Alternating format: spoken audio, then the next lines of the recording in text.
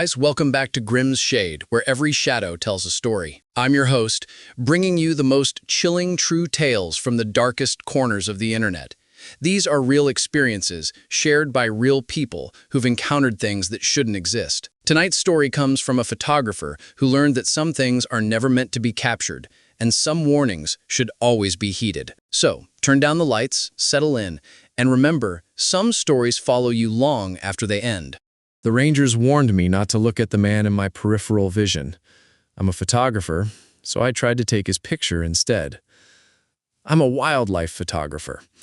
It's a career built on patience, stillness, and the ability to become just another silent, uninteresting part of the landscape. I've spent weeks at a time, utterly alone in the vast, remote corners of national forests. My only companions, the whispers of the wind, and the patient clicking of my camera's shutter. I've waited 14 hours in a cramped blind, motionless, just for a 3-second glimpse of a reclusive pine marten. I thrive on that solitude, and I love the deep, profound quiet of the wild. It's where I feel most myself. At least, it used to be. Now, the silence is the most terrifying thing I know, because it's never truly silent. And the solitude is a lie, because I am never, ever truly alone. This all started 3 months ago. I was on a long-term project in a massive, sparsely populated national forest. It's a primeval sort of place, full of ancient Douglas firs that tower like cathedral spires, their tops lost in perpetual mist. My goal was to capture a portfolio of the elusive Cascade red fox, a beautiful but notoriously shy creature. For the first few weeks, it was business as usual. I'd rise before dawn, hike miles into the backcountry, and set up, waiting for the forest to offer up its secrets. One evening, I got the shot I'd been dreaming of. A magnificent male fox, the color of a dying fire, paused in a sun-dappled clearing, its head cocked, listening. The light was perfect, the composition was something else. I rattled off a dozen frames, my heart soaring with that pure, electric thrill that only photographers know. Back at my base camp that night, I eagerly loaded the photos onto my laptop. I scrolled through, and there it was. The money shot. The fox was perfectly in focus, its eyes sharp and intelligent. The background was a beautiful, soft bokeh of green and gold. It was perfect. Except for the smudge. In the upper right-hand corner of the frame, there was a strange vertical blur of white light. It was out of focus, just an artifact, but it was annoying. It looked like a lens flare, but the sun was behind me. It made no sense. I checked the other frames. It was there, in the exact same spot, in every single one. A persistent, ghostly slash against the otherwise perfect image. I sighed, chalking it up to some weird internal reflection in my lens, and made a mental note to clean all my gear thoroughly. A week later, I was photographing a herd of elk by a river at dawn. Again, a perfect morning. The mist was rising off the water, the great animals silhouetted against the nascent light. It was a primordial, beautiful scene. I took hundreds of photos, and when I reviewed them later, the smudge was there. Different location, different time of day, different lens, but the same vertical, out-of-focus slash of white light, always in the upper periphery of the frame. Now, I was more than annoyed. I was obsessed. I thought it was a consistent technical problem, something I needed to solve. Was it a scratch on my camera's sensor? A flaw in the shutter mechanism? I spent 2 full days troubleshooting, running diagnostics, taking test shots of blank surfaces. I found nothing. My gear, by all accounts, was in perfect working order. The only way to solve it was to recreate the conditions. I went back to the clearing where I had photographed the fox. I set up my camera on a tripod in the exact same spot at the exact same time of day. I framed the shot identically. And then I waited. My goal was to see the flare appear through the viewfinder before I took the picture. I sat there for hours, still as a stone, my eye pressed to the camera. The sun dappled the clearing, a gentle breeze rustled the leaves. The forest was quiet, but as the afternoon wore on, a new feeling began to creep in, a low-grade, primal hum of anxiety. It was the feeling of being watched.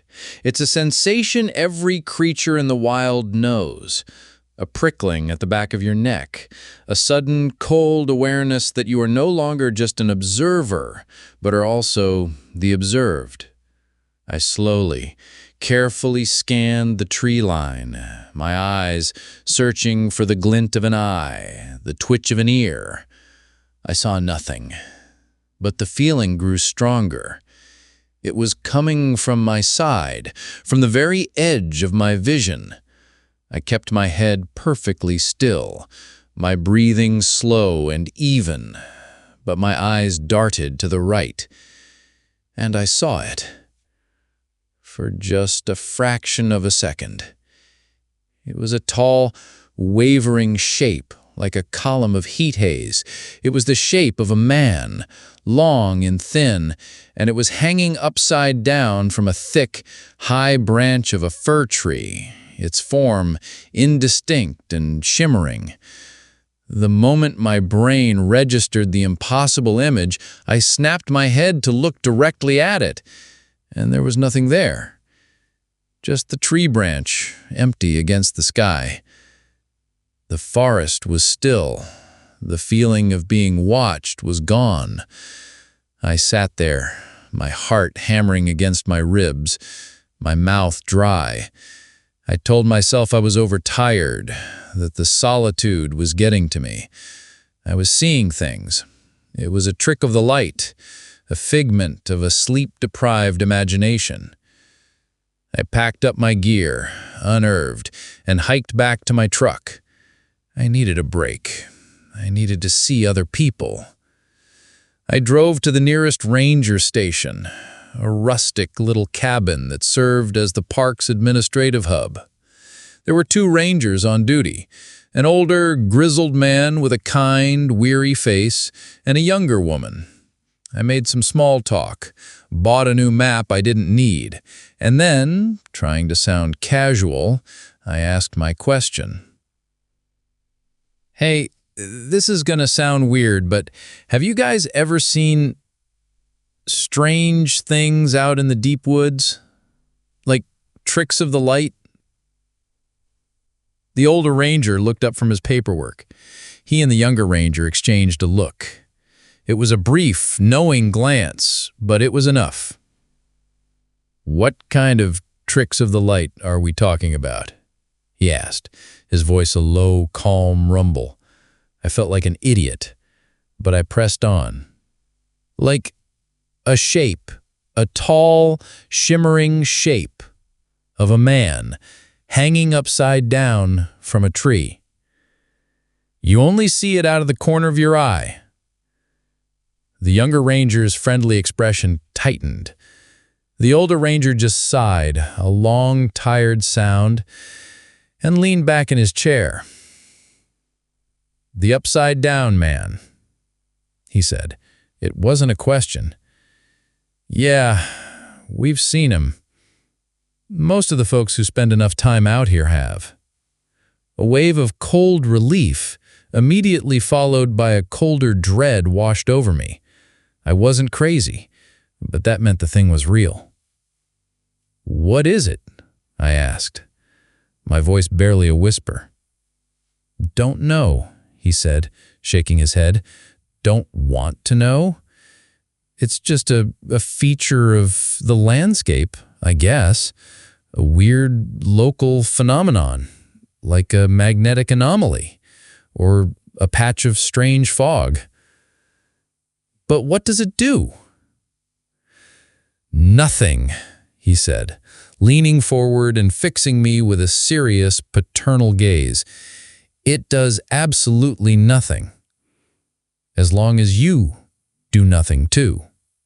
That's the one and only rule, son. You see him in the corner of your eye? You keep looking straight ahead. You feel him watching you? You pretend you don't. You do not acknowledge him. You do not engage with him. And you sure as hell don't go looking for him. He's a thing you're only supposed to see by accident. You start making it on purpose, and that's when you get into trouble. Trouble? What kind of trouble? We don't know, the younger ranger chimed in, her voice tense. No one's ever been stupid enough to find out. It's just common knowledge, a professional courtesy among those of us who work out here. You leave him alone, and he leaves you alone. I left the ranger station with my mind reeling. Their warning was stark and absolute, but they had also given me something else. Validation. And a name. The Upside Down Man. And the smudge in my photos, it was a vertical shape of light, a shape like a man, hanging. It was him. My camera could see him, even when I couldn't.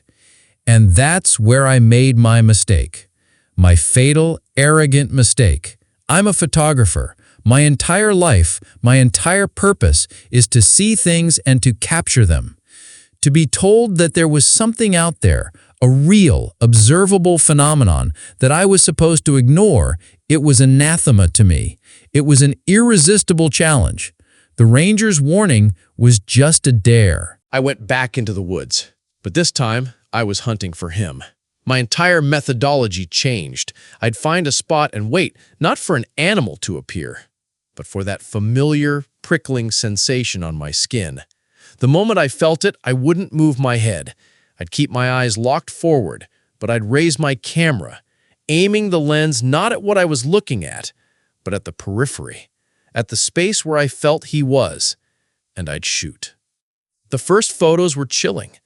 The vertical smudge grew. It was a brilliant, searing slash of overexposed white light, sharp and defined. It looked like a wound in the fabric of the photograph, a tear through which a sterile, featureless light was pouring. And with every photo I took, the slash grew wider, brighter, more aggressive. It was like I was annoying it, and it was screaming back at me through my own camera. I became possessed by it. I stopped eating properly. I barely slept. I was fueled by a manic, obsessive energy. I filled memory card after memory card with these impossible images. The creature was always there, just at the edge of my sight, a shimmering, wavering promise. And I kept shooting, trying to get a clearer image, trying to resolve that blinding white light into a discernible form. Then, my camera died. I was in a deep, mossy canyon. The feeling of being watched, a palpable, heavy pressure on my right side. I raised my camera, aimed it into the periphery, and pressed the shutter. The resulting image on the small LCD screen was pure, blinding white, a completely blank frame. I tried again, white. I aimed it at my own feet, white. He had broken it. Or, more accurately, he had filled it. My camera could now only see the blinding, featureless light of his presence. It was useless. Any sane person would have stopped then. They would have taken the ranger's warning to heart and gotten the hell out of there. But I wasn't sane anymore. My obsession had burned through my reason. The loss of my camera just felt like a challenge. And now, I would have to use my own eyes. I continued the hunt. I would walk through the woods until I felt the familiar presence. Then I would stop, and I would try to see him. I'd keep my head pointed forward, but I'd strain my eyes to the side, trying to resolve the shimmering, wavering shape in my peripheral vision. I'd try to hold it, to focus on it, to force it into clarity. And that's when the smudge moved from my photos to my own vision. It started as a small, barely noticeable floater in the corner of my right eye. A tiny, translucent blur. I assumed it was eye strain, but it didn't go away. And every time I went on one of my hunts, every time I tried to force my eyes to see the creature directly, the smudge would get a little bigger, a little more opaque. It was turning from a translucent blur into a patch of milky, white fog. I was in the woods, trying to focus on the shimmering shape hanging from a distant branch, and As I strained, I saw the white fog in my own eye physically expand, spreading like a drop of milk in water. And I finally understood. With a clarity so profound and so terrifying it felt like a physical blow, I understood what was happening. He couldn't be seen directly. His very nature was to exist at the edge of perception. And by trying to force him into the center, by trying to capture him, first with my camera and then with my own eyes, I was violating the fundamental rule of his existence. And he was fighting back. He was erasing the part of my vision that I was using to see him. He was a blind spot, a living predatory blind spot. And he was growing, feeding on my sight. The panic that hit me was unlike anything I have ever known. It was the terror of a man realizing the weapon he has been firing is powered by his own blood. I was deep in a remote wilderness, and I was going blind. I ran. It was a clumsy, stumbling, panicked flight. I tripped over roots I couldn't see properly, crashed through branches that seemed to come out of nowhere. The white fog in the corner of my eye seemed to pulse and swirl with every frantic beat of my heart. I finally made it back to my truck, my body bruised and scratched, my mind a screaming wreck. I drove out of that forest, and I have not been back. That was a month ago. The white patch in my vision hasn't gone away. I've seen 3 different ophthalmologists and a neurologist. They've run every test imaginable. My eyes, they tell me, are perfectly healthy. There is absolutely nothing physically wrong with them. They think I'm having a complex psychological episode brought on by stress and solitude. I knew it wouldn't be that easy. I thought the connection was through the photos. I thought they were the anchor. So last week I built a bonfire in my backyard. I took every memory card, every hard drive, every single print I had made of the white slashes, and I burned them. I watched until they were nothing but a pile of melted plastic and gray ash. I felt a sense of relief, of exorcism, if I may say. It didn't work. He's not just in the forest anymore. He followed me home. He's here with me now as I type this. Not in the room, not in the house. He's in the corner of my eye. I'll be sitting here on my couch and I'll get that old, familiar, prickling sensation. And I'll know. If I let my focus soften, I can see him. A tall, wavering, upside-down shape shimmering at the very edge of my vision. Sometimes he's in the corner of the room. Sometimes, when I'm outside, he's hanging from a telephone pole. He's always there, a silent, constant companion. The Rangers were right. The only rule is to ignore him. And now, that is my life. I live in a state of constant, vigilant denial. I can never turn my head too quickly. I can never let my eyes wander. I have to consciously, actively not see the thing that is always there. Because I know that if I try to look at him, if I give in to that primal urge to face the thing that is watching me, the white fog in my eye will grow, and there's not much of my vision left to lose. So, this is my warning. If you ever find yourself in the deep, quiet places of the world, and you feel a prickling at the back of your neck, and you see something impossible just at the edge of your sight, for the love of God, pretend you didn't. Look away. Keep looking straight ahead. Some things aren't meant to be seen, and they will take everything from you to make sure you can't. If this story left you questioning what lurks at the edge of your own vision, then you're ready for what's waiting in the shadows of our next episode.